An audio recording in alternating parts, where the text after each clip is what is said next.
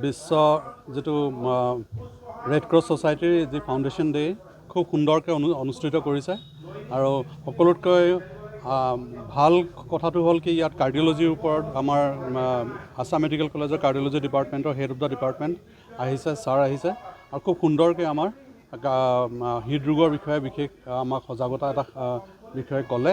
খুব সুন্দৰ হৈছে এই আয়োজন আৰু মই সকলোকে ধন্যবাদ জনালোঁ খুব সুন্দৰকৈ আয়োজন কৰাৰ বাবে। ৰেড ক্ৰছ ছ'চাইটিৰ প্ৰতিটো অনুষ্ঠানে খুব সুন্দৰ হয় মাৰ্ঘেৰিটাত আৰু আগন্তুক দিনত আমি আশা কৰিম এই ৰেড ক্ৰছ ছ'চাইটি আৰু জাকত জিলিকা হওক। আমি ইতিমধ্যে গম পাইছোঁ যে ওচৰৰ পাজৰ কেইবাখনো ষ্টেটৰ ভিতৰত, ৰাজ্যৰ ভিতৰত মাৰ্ঘেৰিটাৰ এই ৰেড ক্ৰছ ছ'চাইটি সকলোতকৈ উচ্চ পৰ্যায়ত আছে। আমি আশা কৰোঁ এইটো এতিয়া আমাৰ দেশৰ ভিতৰতে এক ভাল পৰ্যায়লৈ যাওক বুলি। সকলোকে মই ধন্যবাদ জনালোঁ। আজি বিশ্ব ৰেড ক্ৰছ দিৱস। এই দিৱস ভাৰতীয় ৰেড ক্ৰছ ছ'চাইটিৰ মাৰ্ঘেৰিটা শাখাই আমি মাৰ্ঘেৰিটাত অনুষ্ঠিত কৰিছোঁ। আজি পুৱা ভাগতে আমাৰ পতাকা উত্তোলন বন্তি প্ৰজ্বলন হ'ল।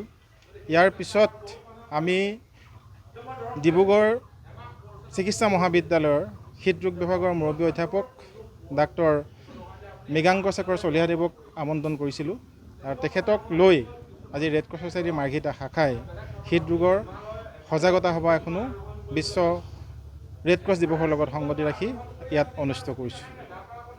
এই ৰোগৰ কাৰণ, লক্ষণ আৰু চিকিৎসা বিধিৰ সম্পৰ্কে জনসাধাৰণক অৱগত কৰিবৰ বাবে আজি আমি এই হৃদৰোগৰ সজাগতা সভা অনুষ্ঠিত কৰিছোঁ। কাৰণ দিনক দিনে বৰ্তমান সময়ত দিনক দিনে হৃদৰোগত আক্ৰান্ত ৰোগীৰ সংখ্যা বাঢ়িছে। জনসাধাৰণৰ মাজত জনসাধাৰণ সচেতন নোহোৱাৰ বাবে ইয়াৰ মৃত্যুৰ সংখ্যা বাঢ়িছে। তাৰ পৰিপ্ৰেক্ষিততে আজি আমি ৰেড ক্ৰছ ছ'চাইটি মাৰ্ঘেৰিটা শাখাই বিশ্ব ৰেড ক্ৰছ দিৱসৰ লগত হৃদৰোগৰ সজাগতা সভাখনি অনুষ্ঠিত কৰিছোঁ। বিশ্ব যেটো ৰেড ক্ৰছ ছ'চাইটিৰ যি ফাউণ্ডেশ্যন ডে খুব সুন্দৰকৈ অনুষ্ঠিত কৰিছে আৰু সকলোতকৈ ভাল কথাটো হ'ল কি ইয়াত কাৰ্ডিঅ'লজিৰ ওপৰত আমাৰ আছাম মেডিকেল কলেজৰ কাৰ্ডিঅ'লজি ডিপাৰ্টমেণ্টৰ হেড অফ দ্য ডিপাৰ্টমেণ্ট আহিছে, ছাৰ আহিছে আৰু খুব সুন্দৰকৈ আমাৰ হৃদৰোগৰ বিষয়ে বিশেষ আমাক সজাগতা এটা বিষয়ে ক'লে। খুব সুন্দৰ হৈছে এই আয়োজন আৰু মই সকলোকে ধন্যবাদ জনালোঁ খুব সুন্দৰকৈ আয়োজন কৰাৰ বাবে। ৰেড ক্ৰছ ছ'চাইটিৰ প্ৰতিটো অনুষ্ঠানে খুব সুন্দৰ হয় মাৰ্ঘেৰিটাত আৰু আগন্তুক দিনত আমি আশা কৰিম এই ৰেড ক্ৰছ ছ'চাইটি আৰু জাকত জিলিকা হওক। আমি ইতিমধ্যে গম পাইছোঁ যে ওচৰৰ পাজৰ কেইবাখনো ষ্টেটৰ ভিতৰত, ৰাজ্যৰ ভিতৰত মাৰ্ঘেৰিটাৰ এই ৰেড ক্ৰছ ছ'চাইটি সকলোতকৈ উচ্চ পৰ্যায়ত আছে।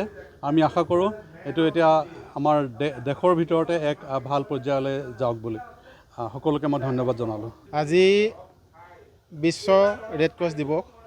এই দিৱস ভাৰতীয় ৰেড ক্ৰছ ছ'চাইটিৰ মাৰ্ঘেৰিটা শাখাই আমি মাৰ্ঘেৰিটাত অনুষ্ঠিত কৰিছোঁ। আজি পুৱা ভাগতে আমাৰ পতাকা উত্তোলন বন্তি প্ৰজ্বলন হ'ল। ইয়াৰ পিছত আমি ডিব্ৰুগড় চিকিৎসা মহাবিদ্যালয়ৰ হৃদৰোগ বিভাগৰ মুৰব্বী অধ্যাপক ডাক্তৰ মৃগাংকশেখৰ চলিহাদেৱক আমন্ত্ৰণ কৰিছিলোঁ আৰু তেখেতক লৈ আজি ৰেড ক্ৰছ ছ'চাইটিৰ মাৰ্ঘেৰিটা শাখাই হৃদৰোগৰ সজাগতা সভা এখনো বিশ্ব ৰেড ক্ৰছ দিৱসৰ লগত সংগতি ৰাখি ইয়াত অনুষ্ঠিত কৰিছোঁ।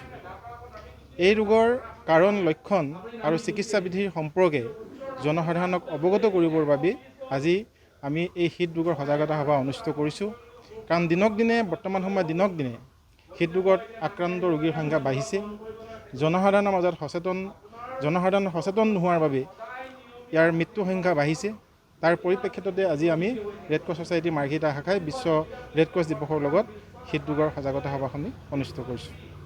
যিকোনো খবৰৰ বাবে যোগাযোগ কৰক 7099017330 লগতে 7099017110 নম্বৰত।